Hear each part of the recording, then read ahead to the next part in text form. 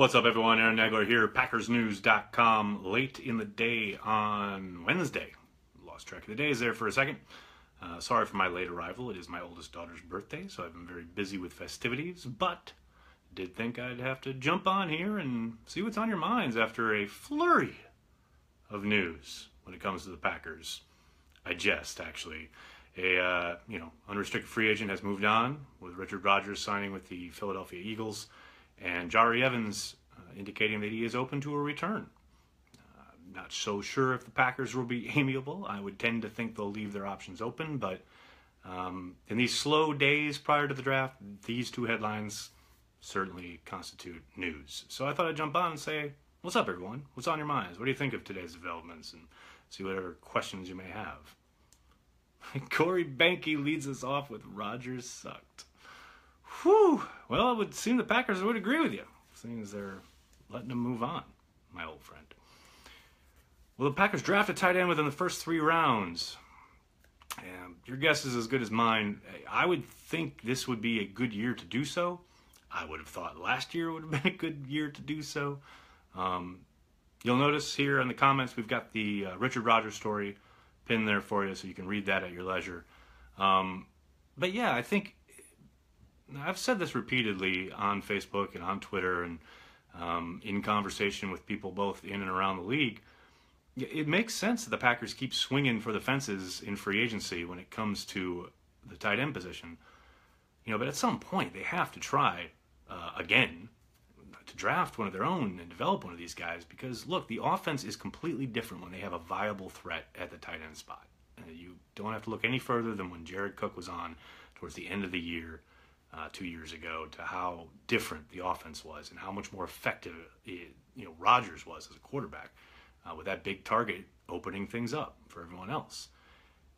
And that's not to say that it's not smart of them to go get a guy like Jimmy Graham, but there have been some real, as the position has evolved, there have been some real talents available to them in the draft that they have just completely passed on in the last 3 or 4 years. Obviously, they did draft Richard Rodgers 4 years ago.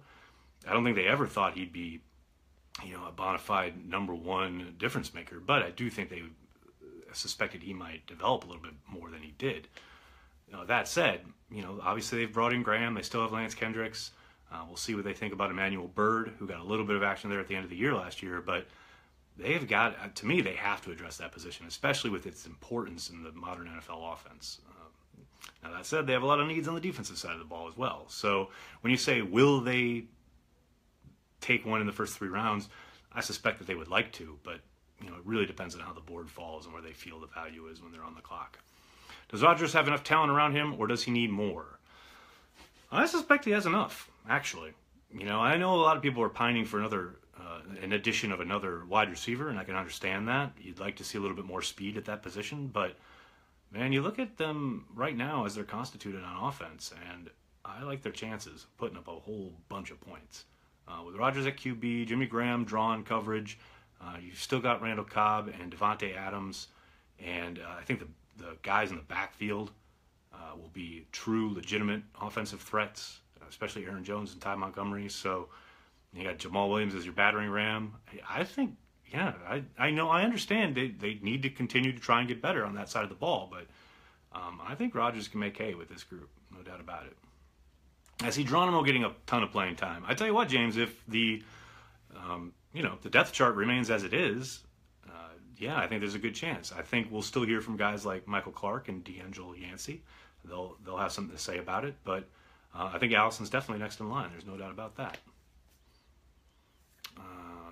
Need a true number 1 running back. Joseph, I think they have one in Aaron Jones. I think they need to make sure that he's a little bit better in pass protection. Some of that is them and some of that is him, but I think Jones might surprise you. I think he is a legit number 1. Trade back into the first. Victor, we talked about that a little bit yesterday. I think it's a possibility if there's someone they absolutely love. Obviously, that's what Thompson did back in the day with Clay Matthews. With 12 selections in this draft, you got to think they've got the ammo to do it if they so choose. It really depends on their evaluation of whichever player or players they're enamored with and whether they deem it worthy, and they can find a willing dance partner, because that's always the other thing. It's easy for us to sit here and say, oh, they should do that, they should slide up, they should trade back, etc. But it always takes two to tango, and if you can't find a partner, or if the only partner you can find maybe has a sweeter deal with someone else, there's not much you can do about that. Montgomery should be a Sproles type.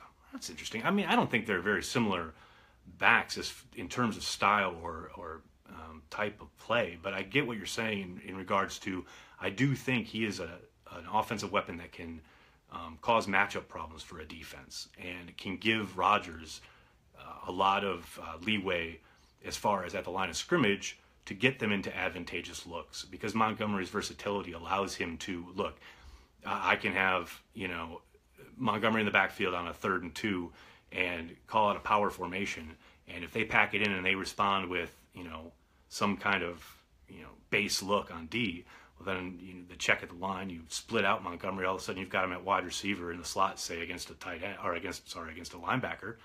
That's a mismatch. That's a win for the offense at the line of scrimmage. So in that aspect, I definitely agree that Montgomery can be a switchblade type that can give you a lot of versatility in regards to what you want to do on offense to create mismatches.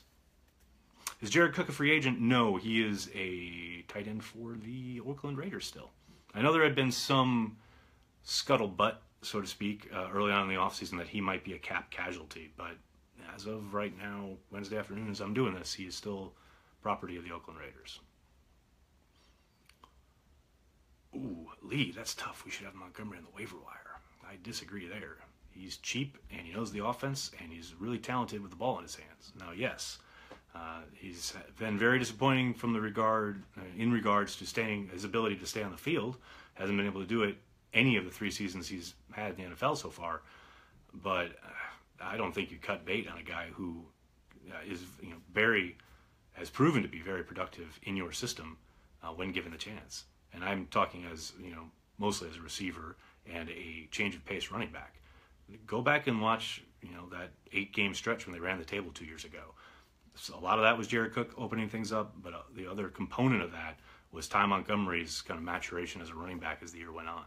And the big difference between that year and last year, when they started the season with him as their number 1, was they weren't running him into a brick wall on 1st and 2nd down like they did last year. That season, he led, in the time that he was the lead back, he led the NFL with yards per carry. I mean, that may be surprising to you, but he legit was averaging something like 4.7, 4.8, something like that, maybe even higher, close to 5 yards per carry. The guy was a legit weapon. And then they came back the next year and tried to make him into a proper lead back, and he's just not that. Ty's not quite good enough to be either a good halfback or a wide receiver. I don't think he needs to be either. But why does he have to be labeled? Just let him be a good football player. His versatility is a boon, trust me. What else we got here, folks? Hope they draft the cornerback from Iowa. He is big. Yeah, he is big. I know speed's a bit of a concern, and I believe you're talking about Josh Jackson. I think speed obviously is a bit of a concern, but I mean the tape is great. I think his game translates really well to the NFL. My hunch is he's gone before 14 rolls around, but I've seen mocks where he lasts until the 2nd round, so who knows? But yeah, I think he would definitely help. I think Pettin would love to have a big guy on the outside opposite King to kind of disrupt people. But I think with Tremont there too, whoever they select, they're in for a battle because Tremont played at such a high level last year. It's no given that whoever they might select, if it is Josh Jackson, say, that they're just going to step on and start right away.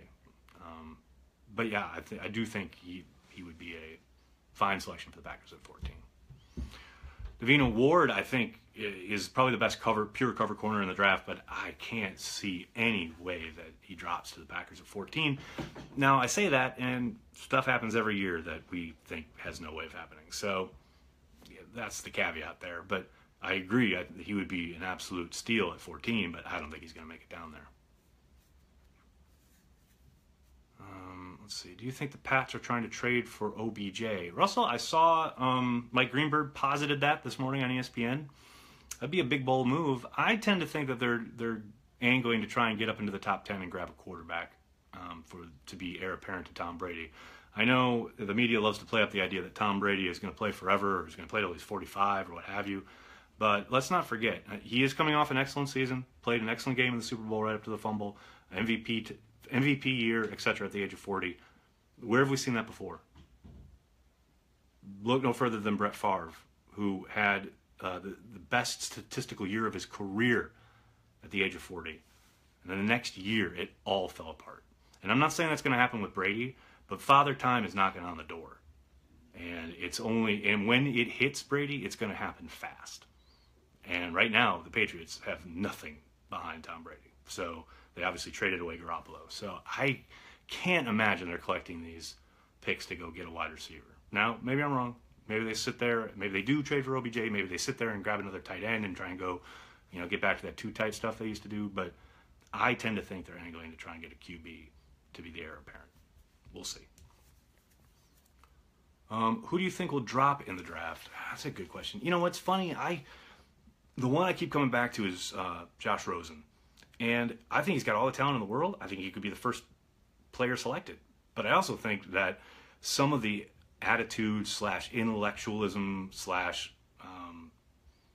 sarcastic, I don't know, that thing that rubbed people the wrong way about Aaron Rodgers, I think Rosen's got that. And I think that could rub some teams the wrong way. I think that's ridiculous. But a lot of what happens in the NFL is ridiculous. A lot of people running teams in the NFL are ridiculous. So, if there's a guy that you could see maybe taking a similar fall, that would be the one. Let's see. Rosen to New England. Bob, it's a possibility. Well, the Packers draft Davenport. Aaron, he's such a project. I can't imagine a team that's as desperate for pass rush help immediately as the Packers are would want to take a project at 14. That doesn't mean they won't do it. Doesn't mean they can't, obviously. But I would tend to think if it's like a choice, say, between him and Harold Landry, I think they would lean towards Landry because I think Landry's much more pro-ready. But that said, if they love his upside, and it is the general manager's job to look down the road and think about the future, then maybe that's the way they go. Are the Packers done with free agency after they agree with a deal or if they sign Devon House? I know they're slated to talk to House this week. I don't think they're done. I think they'll keep their options open. We'll see. We'll see if they sign House, first of all. I know they still have to meet with Delvin Breaux. That meeting hasn't happened yet that I know of. And who knows? Maybe there's one or two other guys they want to look at. I think they're going to keep their options open, like I said, especially now that the draft is probably their primary focus. They'll undoubtedly be talking to agents and getting pitched by agents for certain guys, but I tend to think they'll kind of let it sit for a while. Remember, the way Thompson used to operate is this would be the period when he'd be picking over some second or third wave free agents, and then he would let things sit right up until the week of the draft, and then he would sign guys right before the draft to kind of limit his being boxed in by need when he was on the clock that weekend. I mean, we saw that happen last year with Jahri Evans, where I believe that was the day before the draft, where coming into that draft, everyone was, talking about guard being a huge need. And then the Evans signing kind of took that off the table. So I think we could very much see something like that. Now, who that might be, I don't know. It depends on who they're looking at. But that's the type of thing that I would look out for in these next couple weeks. Opinions on the new Alliance Football League? I have zero opinions on something I haven't seen anything of other than a headline. Can we get Eric Reed? Yeah, I think the Packers could. I don't think they will. I don't understand. I do understand. I get why people think safety is a need. I don't think the Packers see it as a need. I think the whole point of drafting Josh Jones last year was in anticipation of Morgan Burnett leaving. He's left, and now, Josh Jones has to step up. Everybody, my good friend Michael Abbott Jr. is here, who is not a Packers fan, not here to talk Packers, but I'm sure he's here to heckle. But he is a very talented actor, and you should check him out in every movie you can. When is your mock draft dropping, Christopher?